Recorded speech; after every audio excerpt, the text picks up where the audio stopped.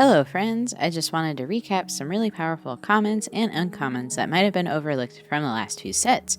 So I'll be covering some of my favorite Dominaria United all the way up to March of the Machines, commons and uncommons, and their relevance for Commander and Historic Brawl formats.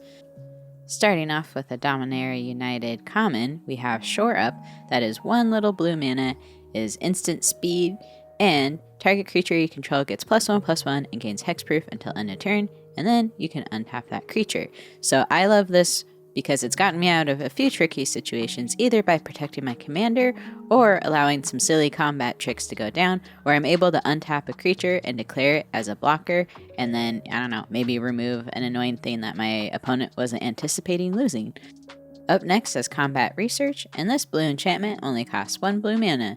And enchanted creature has whenever this creature deals combat damage to a player, draw a card, and as long as enchanted creature is a legendary, it gets +1/+1 and has ward 1. So I love using this to equip like my commanders, or if I have a flying creature to just kind of help guarantee that you're going to get the card draw. Then we have Resolute Reinforcements. This is a white creature that is 2 CMC, has flash, and when it ETBs, you can create a 1/1 white soldier creature token.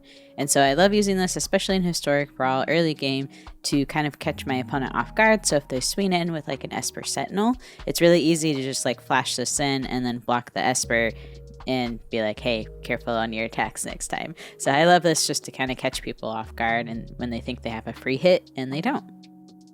So the last card from a Dominaria or a Dominaria United set that I was really hyped on is Dusk Shadow. So Knight of the Dusk Shadow has a super important effect where opponents can't gain life. And I like this because it can shut down a lot of strategies in Commander and Historic Brawl, especially those like life gain decks that care about putting counters on things. So Erebos God of the Dead has this effect, and I put it in a lot of like my Commander like decks, but it's a pretty expensive card, so I think if you don't want to throw down the money for that, or if we're in Historic Brawl, Knight of Dusk Shadow is pretty great. And on top of that, it also has Menace, and then you can pump it up to get a little bit bigger for like a turn. So outside of that, I really just want this for the value of making sure my opponents can't gain life. Moving to Brothers War stuff, we're going to start off with a common called, and I'm probably botching this, so sorry, Sentinel Stalwart, sorry, Miss, good thing you can reference the picture here. They are 1 cute little green mana, and their keyword type is going to be like elf, druid, soldier stuff. So if you have anything that cares about elf or soldier synergies, this could be good. But if you tap them, you can tap an untapped artifact or creature you control and add 1 mana of any color. So where I was thinking that this could be like really beneficial is if you have like, I don't know, a creature that has summoning sickness, or if you have a food token or a clue token that you're not planning to use, you can just like use that instead to tap it for like an extra mana of any color that you need. So I can see some utility here for stuff that normally wouldn't have utility just because of this card's ability. Then we have probably one of my favorites here, Bitter Reunion. They're 2 CMC, they're red enchantment, and when it enters the battlefield, you may discard a card, and if you do, draw 2 cards, and then you can pay 1 and sacrifice this enchantment, and your creatures gain haste until end of turn. So this has been incredibly explosive for me in certain decks, like especially my Squee Commander deck that I have, where basically I can use it for a filter effect and then give all of my things haste and just bonk face. So I think red, this is really great for so many reasons, but one of them is just, you know, card advantage, and then obviously giving your stuff haste to just hopefully do a lot of damage. So definitely up there on my list. Up next we have Spectrum Sentinel, and this is a colorless artifact soldier. So it's just 1 CMC, and it has protection for multicolor, and whenever a non-basic land enters the battlefield under your opponent's control, you gain 1 life. So I absolutely love this card, especially in Historic Brawl, and it does a good job at kind of like blocking really troublesome like you know, legendary creatures or something that's stompy if it's multicolored, because again it has protection from it. So I use this for kind of multiple utilities, but the main one being I just want something that can shut down kind of like a multicolored like attacker. This next one is one that I just discovered recently going through my bulk bin, but Jotun Descendant. They're a little green forest mana and a white mana. I don't remember how to read cards apparently. So whenever an artifact enters the battlefield under your control, put a +1/+1 counter on target creature you control. And so I was thinking with a bunch of like new stuff, especially with like Lord of the Rings, where there's like food tokens and stuff, or anything that's like making treasures or clues, that you're going to be able to potentially put quite a few +1/+1 counters onto other creatures with this card's ability. But also, like, in this color combination, it's not difficult to, one, just get artifacts onto the battlefield, but two, there's a lot of like counter synergies with these like different kind of color combos here. So I think there's a lot of utility you could use for this card. This other card you probably have heard of, you probably know, but I just want to again yell its value from the rooftops. Demolition Field. So it can tap to just be a colorless land, or you can pay 2 into it, sacrifice it, and then destroy target non-basic land an opponent controls. That land's controller may search their library for a basic land, put it onto the battlefield, and then you get to do the same, look for a basic and put it onto the battlefield. So I really like this because I think target land removal can be really important, especially in Commander. And yes, like some, land destruction or mass land destruction is typically frowned upon, but I think if you have one-off instances to like shoot down like a Field of the Dead, or maybe like something that is super annoying like a Gaia's Cradle or Cabal Coffers, so like those things I think are fine to like remove, and it's not like they're losing their land, like they get to replace it. And I also think it's a little bit better than Strip Mine because you're not going down a land, versus like Strip Mine, you're, both you and your opponent are going to be losing a land. Moving on, we have another card that's good for graveyard hate, Calamity's Wake. It's 2 CMC and it's a white instant card. So what's really nice about it is it exiles all graveyards and players can't cast non-creature spells this turn, and then you exile Calamity's Wake. So one, the art, the flavor for this is just absolutely gorgeous. But two, I think that Graveyard Hate is incredibly important, especially if it's at instant speed, because if you've died to like living death combos before, I think that kind of scars you for life.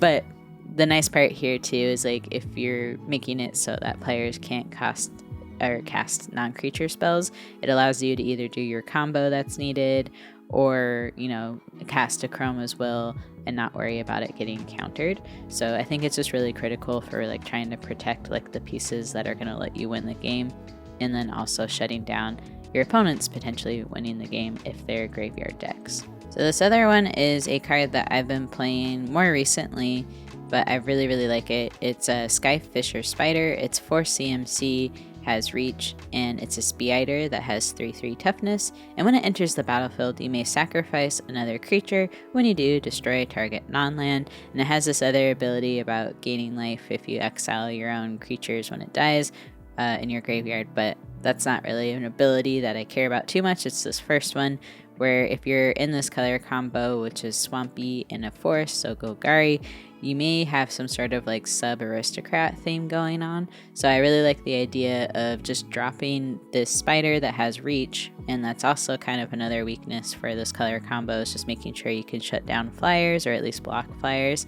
But then you can just sacrifice a creature, which again, if you're an aristocrats like theme deck, maybe you're okay with just sacrificing like a token, and then you can remove a pesky non-land permanent. So that can be enchantment, artifact, or a creature. It's really, really helpful, and I think this card does tons of work every time I cast it. Up next is another instant, and I literally forget about it every single time until someone uses it against me, but every time they use it, my goodness, is it just absolute gas.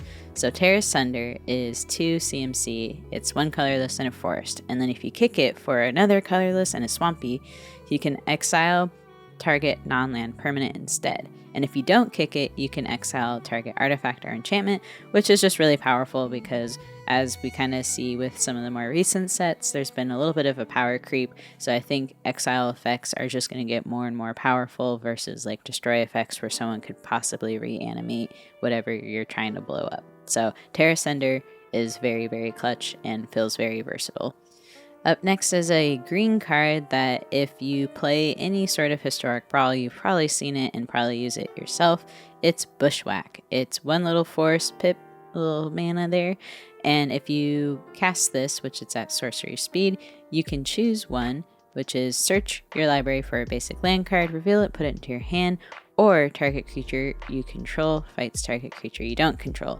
So I really like that this can help make sure that you don't lose like your land drops or you miss out on a land drop, or if it's late game and the ramp part feels bad, maybe you can use it as removal. So I think this has just a lot of utility, especially early game, and then also it's nice to not just have like what feels like a dead ramp spell in your hand late game. So I love the versatility of this card. That's enough of Brother Wars card. Now it's time to move on to All Will Be One. Then we have probably one of my other favorite cards, which now I'm realizing is a lot of green, which I don't feel like I play a ton of, but here we are. Cankerbloom. It's 2 CMC, and it's a little green card here. It's a 3/2 for its attack power and toughness, and even a Phyrexian fungus, so if you care about Phyrexian types, this is a good card for you. And if you pay 1, you can sacrifice Cankerbloom and choose one of these modes to destroy target artifact, destroy target enchantment, or you proliferate. So there's a lot of versatility here, and I think like the proliferate comes into effect a lot because green has a lot of different things that are worth proliferating, either counters, poison counters, all those shenanigans. So very good card, and I have not been disappointed by it at all. This card I've been seeing a lot more in Historic Brawl, but I definitely love it, and I think it's also got a really solid place in Commander as well. It's another green card. It is 2 CMC, so 1 colorless and a forest pip, armored Scrap Gorger. And I like this because, again, if you have any sort of Phyrexian synergies, it's pretty clutch, but it's a decent body as well. So 0/3 can block a few things at least early game, and then if it has at least 3 or more oil counters on it, it gets +3/+0. So then it just turns into a 3/3. But where I think this piece is like super clutch in a deck is that it kind of has built-in graveyard hate.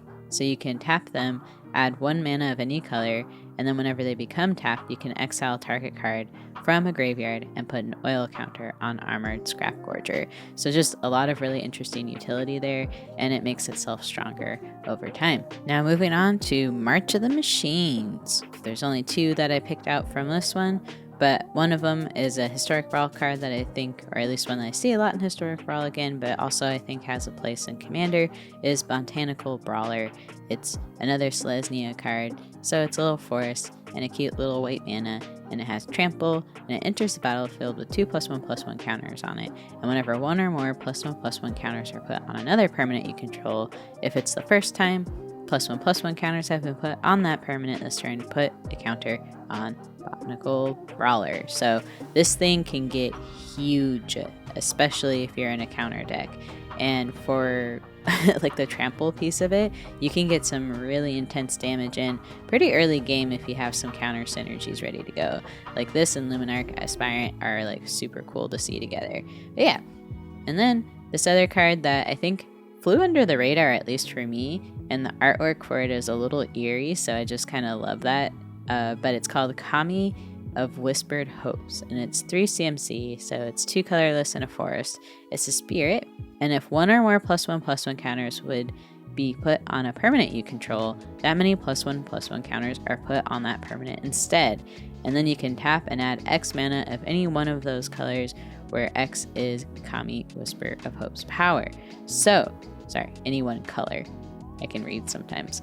What I really like about this is it's kind of like a very baby like Vorinclex effect, where we're doubling up for a little bit, or not necessarily doubling up, but at least improving your value from putting an additional +1/+1 counter on another creature. So I think this has so much value, and whenever I see it in Arena, it just pops off, and it's definitely like a card that I'm like, oh, I might have to kill this on site. So absolutely love it. And those were kind of all the cards that I wanted to cover. Honestly, I just found these going through my bulk, and then also reminded myself of like which ones that I see a lot in Historic Brawl, or maybe ones that I use a lot in Historic Brawl. So I would love to hear any feedback on what are cards that you really enjoy, ones that you think that people have missed out on.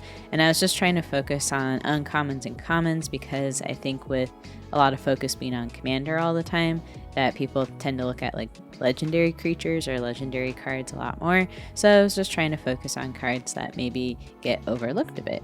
But yeah, thank you so much for watching. Have a good one, and bye.